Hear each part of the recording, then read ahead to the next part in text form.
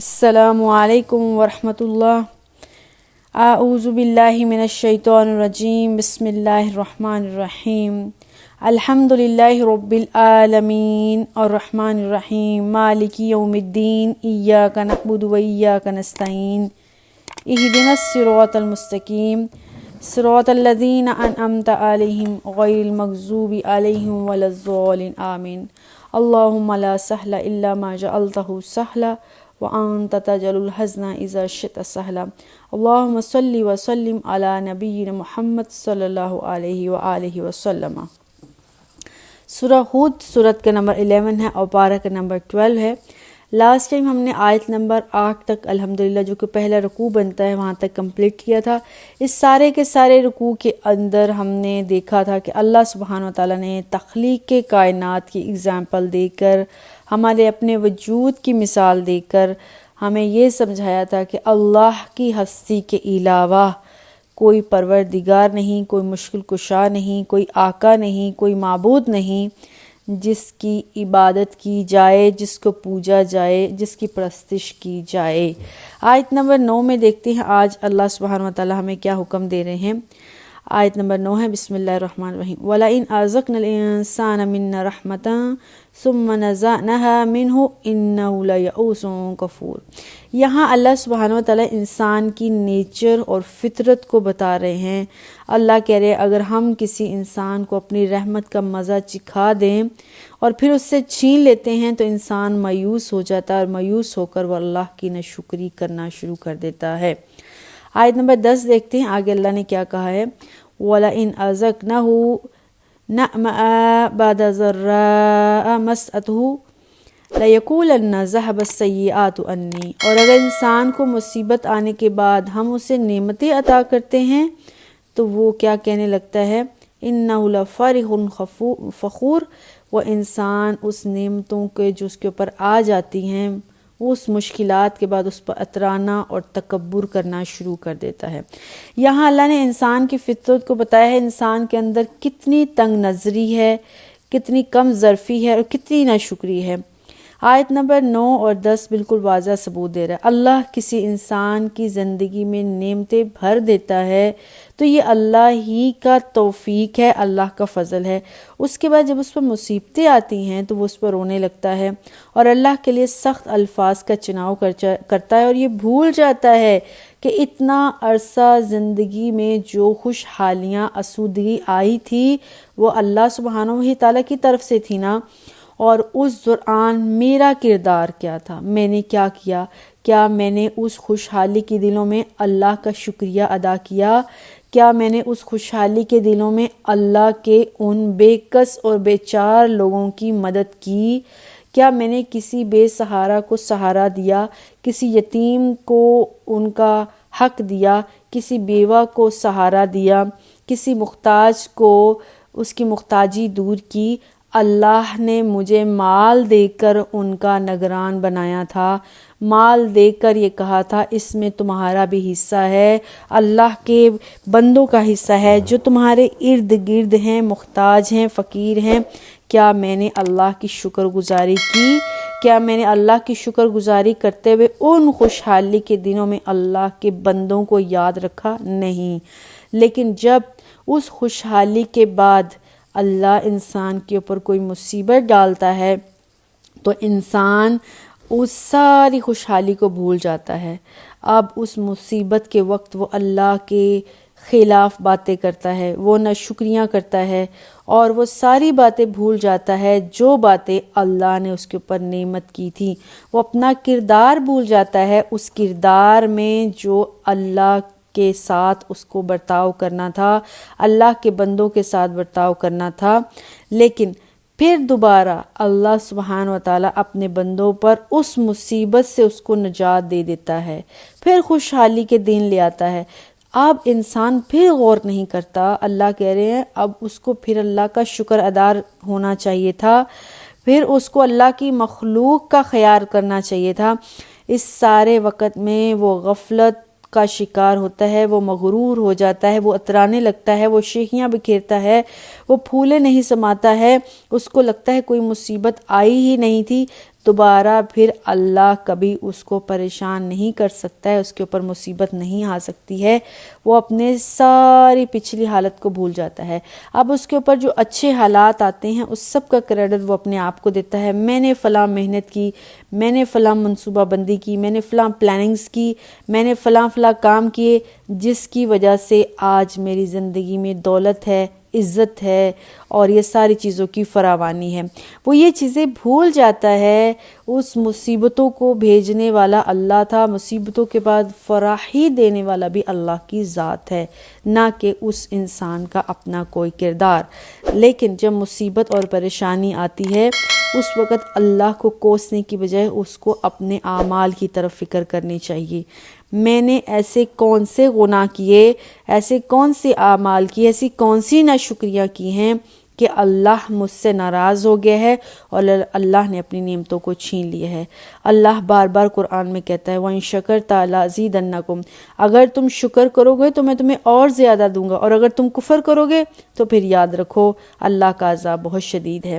تو اللہ کہتا ہے شکر گزاری کے نتیجے میں اللہ اپنی نعمتوں کو مزید برساتا ہے۔ آیت نمبر 11 ان 9 اور 10 نمبر دونوں آیات کا خلاصہ ہے جو بھی ہم پڑھنے جا رہے ہیں۔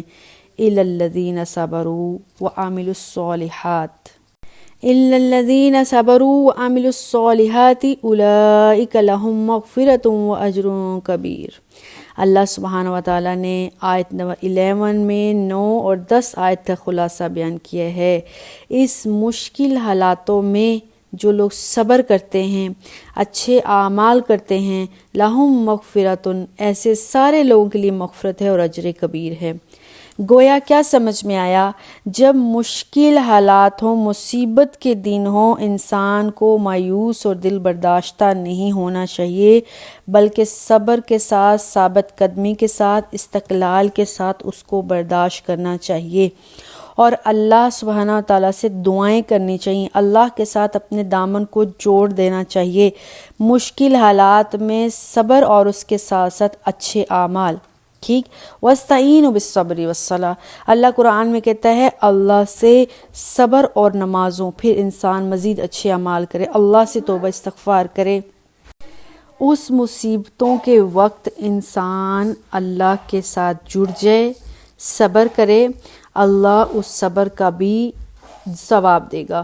اور جب خوشحالی کے دن آئیں گے تو اللہ کہہ رہا ہے جب ان مومنین پر، اللہ کے بندوں پر خوشحالی کے دن آتے ہیں نا تو وہ شیخیاں نہیں بکھارتے، وہ اللہ کا شکر ادا کرتے ہیں، وہ خوشی میں اپنے آپے سے باہر نہیں ہو جاتے، وہ اتار اور چڑھاؤ کا شکار نہیں ہوتے، وہ ہر حال میں اپنے ذہنی توازن کو برقرار رکھتے ہیں۔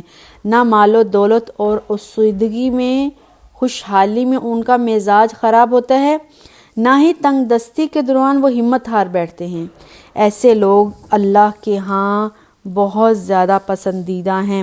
اللہ کہتے ہیں ایسے لوگوں کے میں سارے قصور معاف کر دیتا ہوں۔ اولئک لہم مغفرۃ، جو تنگی میں صبر کرتا ہے، اللہ سے دعائیں کرتا ہے، اللہ کے مزید قریب ہوتا ہے، اور خوشحالی میں اللہ کے لوگوں کا، اللہ کی مخلوق کا خیال رکھتا ہے، اللہ کا شکر ادا کرتا ہے، اپنے آپے سے باہر نہیں ہوتا، اس خوشی کا چرچا بہت زیادہ نہیں کرتا ہے۔ اللہ کہتا ہے اولئک لہم المغفرہ، لہم مغفرۃ، ایسے لوگوں کے لیے اللہ کے پاس ان کے لیے مغفرت ہے، اللہ ان کے قصور، ان کے گناہ معاف کر دے گا، اور ان کے لیے اللہ نے ان کے نیک کاموں کے عوض بہت زیادہ اجر عظیم، اجر کبیر رکھا ہے۔ اللہم اجعلنا منہم۔ یہ بات کہنا بہت آسان ہوتا ہے، ان باتوں پر عمل کرنا بہت مشکل ہے۔ اللہ سے دعا ہے اللہ ہمیں مشکل حالات میں بھی اللہ اپنے ساتھ جوڑ لے، اور تنگ حالات میں، تنگ دستی کے حالات میں اللہ اپنے ساتھ جوڑے رکھے، اللہ ناشکری اور اللہ کفر سے بچائے رکھے، اور جب اچھے حالات آ جائیں تو اللہ اس میں شکر گزار بندوں میں کر لے۔ آیت نمبر 12 ہے آمین۔ فَلَعَلَّكَ تَارِكٌ بَعْضَ مَا يُوحَىٰ إِلَيْكَ وَضَائِقٌ بِهِ صَدْرُكَ أَن يَقُولَ لَوْلَا أُنزِلَ عَلَيْهِ كَنزٌ۔ اللہ کہہ رہے ہیں یا محمد صلی اللہ علیہ وآلہ وسلم، یہ جو لوگ ہیں نا جو آپ سے اس طرح کی ڈیمانڈ کرتے ہیں، وہ کیا چاہتے ہیں، مختلف ان کے ڈیمانڈز ہیں۔ اے نبی، کہیں ایسا نہ ہو کہ آپ کی طرف جو وحی کی جاتی ہے اس کا کچھ حصہ آپ چھوڑ دیں، اس وجہ سے کہ آپ کا دل تنگ ہو اور وہ یہ کافر کہیں اس شخص پر کوئی خزانہ کیوں نہیں اتارا گیا، او جاء معہ ملک، یا آپ پر کوئی فرشتہ کیوں نہیں آتا، انما انت نذیر، آپ ڈرانے والے بنا کر بھیجیں گے، واللہ علی کل شیء وکیل، اللہ ہر چیز کے اوپر کارساز ہے، ہر چیز پر نگران ہے، ہر چیز کا مختار کل ہے۔ اللہ یہاں اپنے محمد صلی اللہ علیہ وآلہ وسلم کو نصیحت کر رہے ہیں۔ کفار مکہ دن بدن روز بروز نئی نئی ڈیمانڈز کرتے تھے اور اللہ کے نبی سے مطالبات کرتے تھے، ان کے معجزات کی روز نئے نئے مطالبات اور اعتراضات ہوتے تھے، اور وہ کہتے تھے کہ اللہ کے نبی آپ واقعی ہی اللہ کی طرف اگر نبی بنا کر بھیجے گئے ہیں، سچے ہیں، تو پھر آپ کی مالی حالت بہتر کیوں نہیں ہو جاتی، آپ کے ساتھ جڑے ہوئے لوگوں کی مالی حالت بہتر کیوں نہیں ہوتی، ہم مکہ والوں پر کوئی خزانہ کیوں نہیں اترتا، کوئی مادی قوت کے بل بوتے پر ہمارا اچھا سفر کیوں نہیں ہو رہا۔ تو یہاں اللہ سبحانہ وتعالیٰ اپنے نبی کو کہہ رہے ان کی مختلف قسم کے جو مطالبات ہیں آپ اس کی طرف اپنا دھیان نہ کریں، کہیں ایسا نہ ہو آپ ان باتوں کے دھیان میں، اس فکر میں، اس ٹینشن میں گھلتے چلے جائیں کہ کفار مکہ ایمان کیوں نہیں لاتے ہیں، یہ عجیب و غریب قسم کے مطالبات کیوں کرتے ہیں۔ آپ اپنے آپ کو ان سے دور رکھیں، کیونکہ ان کا کام کیا ہے، اس طرح کے مطالبات کرنا، اور کفار مکہ عجیب و غریب قسم کے مطالبات کیا کرتے تھے۔ کبھی کہتے تھے یہ جتنے بھی پہاڑ ہیں، یہ سب احادیث کی روح سے میں بتا رہی ہوں، مکہ کے ارد گرد جتنے بھی پہاڑ ہیں سب سونے کے بن جائیں۔ کبھی وہ کہا کرتے تھے وہ جو بزرگ ہمارے آباء و اجداد مر کھپ چکے ہیں وہ اپنی قبروں سے اٹھ کر زندہ ہو کر آ جائیں ہمارے سامنے۔ کبھی وہ اور ڈیمانڈ کرتے تھے، کبھی اور ڈیمانڈ، اور اس ساری ڈیمانڈ کا تعلق جو ہے وہ مادی قوت اور دنیاوی اسباب سے ہوا کرتا تھے۔ کبھی بھی انہوں نے اپنے لیے اچھی فلاح کی کوئی چیز نہیں مانگی تھی۔ تو اللہ کے نبی کو اللہ کہہ رہے اس طرح کے جتنے بھی مطالبات مانگتے ہیں، کیا اللہ جو کن کہے فیکون ہو جائے، جس نے زمین و آسمان کی اتنی طاقتور چیزیں پیدا کر دی ہیں، خود انسان کو بنا دیا ہے، کیا اللہ کے لیے سارا کچھ بنانا ناممکن ہے؟ اور اس سے پہلے جتنے بھی انبیاء آئے تھے ان کی قوموں نے جو مطالبات کیے تھے، کیا اللہ نے وہ پورے نہیں کیے تھے؟ اور وہ سارے کے سارے مطالبات اور معجزات انیوژل تھے، اس زمانے میں بہت ہی نایاب تھے، وہ صرف نبیوں کے ساتھ محسوس ہوا کرتے تھے۔ تو اللہ کہہ رہے ہیں مجھے اگر ان مطالبات کو دکھلا کر، ان معجزات کو دکھلا کر ایمان دلوانا ہوتا لوگوں کا، تو اللہ پہلے کر چکا ہوتا یہ کام۔ معجزے دکھلانا رسول اللہ صلی اللہ علیہ وسلم کی ذمہ داری نہیں ہے، آپ کی ذمہ داری یہ ہے اللہ کا پیغام لوگوں کو پہنچا دیں، ان کو ان کے انجام سے ڈرا دیں۔ رہی بات معجزوں کی، تو معجزے دکھلانا اللہ کا کام ہے، اور اللہ کہتا ہے واللہ علی کل شیء وکیل، اللہ ہر چیز کا مالک ہے، مختار کل ہے۔ اللہ چاہے تو بہت زیادہ معجزات دکھا دیں، لیکن اللہ کسی کو اس طرح سے معجزات دکھا کر ایمان کی طرف لانا نہیں چاہتے ہیں، اس طرح سے کہ کرتب دکھا کر ایمان کی طرف لانا نہیں چاہتے۔ اللہ نے انسان کا وجود، رسول اللہ صلی اللہ علیہ وسلم، آسمان سے وحی آنا، یہ سب معجزات ہی تو ہیں۔ اب کفار مکہ اس بات کو نہیں مان رہے ہیں، تو اللہ اپنے نبی کو صلی اللہ علیہ وسلم کو نصیحت کر رہے ہیں ان کافروں کی ان باتوں پر پریشان نہ ہوں، کیونکہ معجزے دلانا آپ کا کام نہیں ہے، آپ کا کام ہے رسالت کا پیغام لوگوں تک پہنچا دینا، اور یہی آپ کی ذمہ داری ہے، اسی لیے اللہ نے آپ کو مابعوث کیا ہے۔ آیت نمبر آگے ہم دیکھتے ہیں 13 ہے، ام یقولون افترا، لوگ جو کافر ہیں وہ آپ صلی اللہ علیہ وسلم پر الزام لگاتے ہیں، نعوذ باللہ من ذالک، یہ کہتے ہیں کہ یہ محمد صلی اللہ علیہ وسلم نے قرآن خود گھڑ لیا ہے۔ کل، اے نبی آپ ان کافروں سے کہہ دیجئے فَأْتُوا بِعَشْرٍ سُوَرٍ مِثْلِهِ، کوئی بات نہیں، اگر اللہ کے نبی جو کہ آپ کے نزدیک، کفار مکہ کے نزدیک ان پڑھ ہیں، امی ہیں، آپ کو تانا دیا کرتے تھے کہ آپ ان پڑھ ہیں، امی ہیں، اور آپ امی ہونے کے باوجود اگر قرآن بنا سکتے ہیں تو پھر اللہ کہہ رہے تم لوگوں کو بھی چیلنج ہے، اس جیسی 10 صورتیں بنا کر لے آؤ، مفترا یاتن گھڑ کے لے آؤ، وَادْعُوا مِمَّنِ اسْتَطَعْتُم مِّن دُونِ اللَّہِ، اللہ کو چھوڑ کر جس کو بھی تم ہیلپ کے لیے بلانا چاہتے ہو بلا لو، ان کنتم صادقین، اگر تم سچے ہو اپنے چیلنج میں۔ اللہ کے اوپر، رسول اللہ صلی اللہ علیہ وسلم کے اوپر کفار مکہ یہ الزام لگا رہے ہیں کہ رسول اللہ صلی اللہ علیہ وسلم نے قرآن خود بنا لیا۔ تو اللہ کہہ رہا ہے کہ اگر اللہ کے نبی نے قرآن خود بنایا ہے، تمہارا یہ دعویٰ ہے، اگر تم اپنے دعوے میں سچے ہو تو اس قرآن جیسی 10 صورتیں بنا کر دکھلا دو۔ اور 10 صورتیں بنانے کا مطالبہ ابھی پیچھے ہم سورہ یونس میں آیت نمبر 37-38 میں پڑھ کے آ چکے ہیں۔ یہاں تو اللہ نے 10 صورتیں کہا نا، وہاں صرف ایک صورت کہا تھا کہ ایک صورت بنا کے لے آؤ، لیکن اس کے لیے تمہیں جس کی بھی ہیلپ چاہیے اللہ کو چھوڑ کر، اللہ سب اس اجازت دیتا ہے تمہیں کہ تم ہر ایک سے ہیلپ لے سکتے ہو۔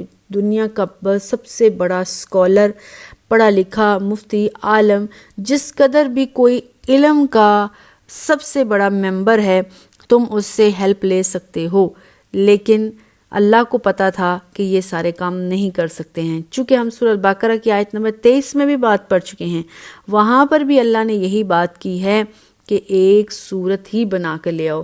یہاں پہ سورہ ہود میں آیت نمبر 13 میں اللہ کہہ رہا ہے ٹھیک ہے، اگر تم یہ دعویٰ کرتے ہو کہ قرآن محمد صلی اللہ علیہ وسلم نے خود گھڑا ہے، بنایا ہے، تو تم اس جیسی 10 صورتیں لے آؤ۔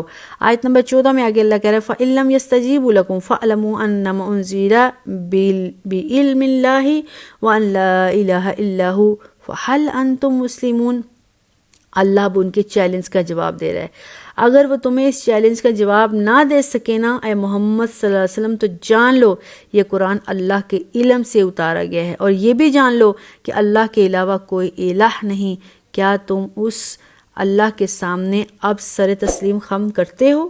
جب تمہیں یہ پتہ چل گیا ہے، اب اللہ تعالیٰ نے چیلنج کا جواب میں خود ہی بتا دیا کہ کفار مکہ کے پاس اتنی طاقت نہیں ہے، باوجود ساری کوششوں کے، اللہ کے اس چیلنج کا جواب دے سکیں، اس چیلنج کو پورا کر سکیں، کیونکہ یہ قرآن کسی انسان یعنی رسول اللہ صلی اللہ علیہ وسلم جو انہوں نے الزام لگایا اس کی تصنیف نہیں ہے۔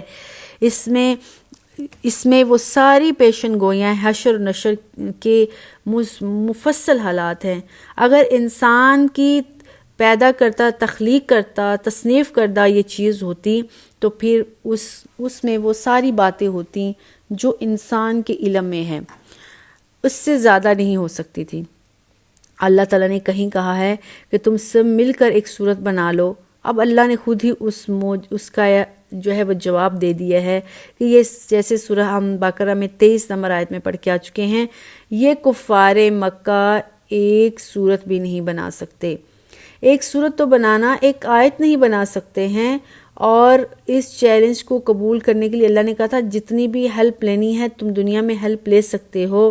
اب آخر میں اللہ کہہ رہا ہے تم یہ بات یاد رکھ لو، یہ قرآن کسی انسان کا کلام نہیں ہے، یہ اللہ کے علم کا سر چشمہ ہے۔ اگر ہم کو سمجھ میں آ جائے نا یہ آیت تو بہت خوبصورتی پیدا ہو جائے گی زندگی میں۔ انزل بعلم اللہ، قرآن اللہ نے صرف نازل کر کے، بنا کے، لکھ کر، تصنیف کر کے ہم پر نہیں اتارا، بلکہ اس میں جو ڈیپ بات وہ یہ ہے، اللہ کا یہ قرآن دراصل اللہ کے علم کا خلاصہ ہے، اللہ کے علم کا نچوڑ ہے۔ اگر کوئی انسان کوئی کتاب لکھتا ہے اور اس میں وہ کوشش کرتا ہے، اس کے پاس جس قدر علم ہے، اس کی جتنی عقل ہے، اس کی جتنی طاقت ہے، وہ ساری اس کتاب میں لگائے تاکہ وہ بہت ہی خوبصورت کتاب بن جائے اور پڑھنے والوں پر اس کا ایک اثر پہنچے، اس کا فائدہ پہنچے۔ یہ تو ایک انسان ہے۔ اللہ سبحانہ وتعالیٰ نے جتنی بھی کتابیں ابھی تک آسمان سے نازل کی ان میں افضل ترین کتاب قرآن ہے، اور قرآن واحد وہ کتاب ہے جس کے بارے میں اللہ نے کہا کہ اللہ کے علم کا سچ چشمہ ہے۔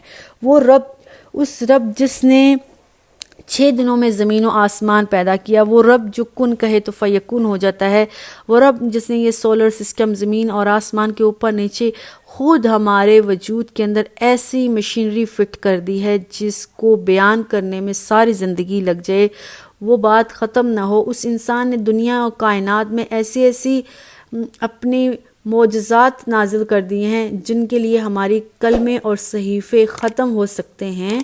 وہ اللہ کی ذات کے پاس کیا ہی علم ہے، سبحان اللہ، اور کیا ہی علم ہو سکتا ہے۔ اور وہ کہہ رہا ہے کہ یہ قرآن میرے علم کا سرچشمہ ہے، یہ قرآن اللہ کا علم ہے، اللہ کے علم سے اتارا گیا ہے۔ اس سے بڑھ کر کوئی بلیسنگ کیا ہو سکتی ہے کہ اللہ اپنا علم ہم لوگوں کے ساتھ شیئر کر رہے ہیں۔ اللہ اپنا علم ہی تو شیئر کر رہے ہیں۔ ہم لوگوں کو کیا پتا تھا ہمارے پہلے آباء و اجداد اور پہلی قوموں کے ساتھ کیا گزر گیا، نہیں پتا، اللہ نے وہ شیئر کیا۔ ہمارے آنے والی زندگی میں کیا ہونے والا ہے، مرنے کے بعد حشر میں کیا ہونے والا ہے، ہمیں نہیں پتا ہے۔ یہ سارا علم اللہ نے مسلمانوں کو بلیسنگ دی ہے، اللہ نے مسلمانوں پر اپنا فضل اور کرم کیا ہے کہ اپنا علم ان کے اوپر شیئر کیا ہے۔ اللہ بار بار کہتا ہے کہ میں نے مسلمانوں کے اوپر یہ بہت بڑی بلیسنگ کی ہے۔ سورہ یونس میں پڑھ کے آگے ہیں، اللہ نے کہا ہے قرآن جب اتر گیا تو مومنین کو اس سے بڑھ کر کوئی خوشی اور دنیا کی چاہیے ہی نہیں اور ڈیمانڈ ہی نہیں کرنی چاہیے۔ فَلْيَفْرَحُوا بِهَا، ان کو خوش ہو جانا چاہیے، اتنا خوش کہ اس سے بڑھ کر نعمت دنیا میں ہو نہیں سکتی تھی۔ اور یہ حقیقت ہے کہ قرآن ایک وہ چیز ہے، وہ نعمت ہے جس میں اللہ کا اپنا علم شامل ہے۔ تو اللہ کہتا ہے کہ اللہ کا علم چونکہ شامل ہے، اب کسی انسان کے پاس اتنا علم کہاں کہ وہ اس صورتوں کا، ان آیات کا مقابلہ کر سکے اور ان جیسی آیات کو بنا سکے۔ آخر میں اللہ نے کہا بس اب تم ہار مان لو، اس چیلنج کو قبول کرنے سے چھوڑ دو اس کو اور کہو کہ اللہ لا الہ الا ہو، اے اللہ تیری ذات کے علاوہ کوئی الہ نہیں، میں تیرے سامنے سر تسلیم خم کرتا ہوں۔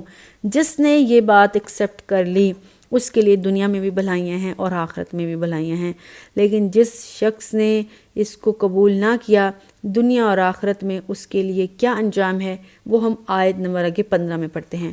من کان یرید الدنیا یرید الحیات الدنیا، جو شخص دنیا کی زندگی چاہتا ہے، وزینتہا، اور دنیا کی زندگی کی زینتیں اور روشنیاں اور چاہتا ہے، نوفی الیہم، اللہ کہتا ہے اعمالہم فیہا، اس دنیا میں ہی رہتے ہوئے ان لوگوں کو ان کے اعمال کا پورا بدلہ دے دیا جائے گا، یعنی دنیا میں ان کو وہ سب دے دیا جائے گا وہ جو مانگیں گے۔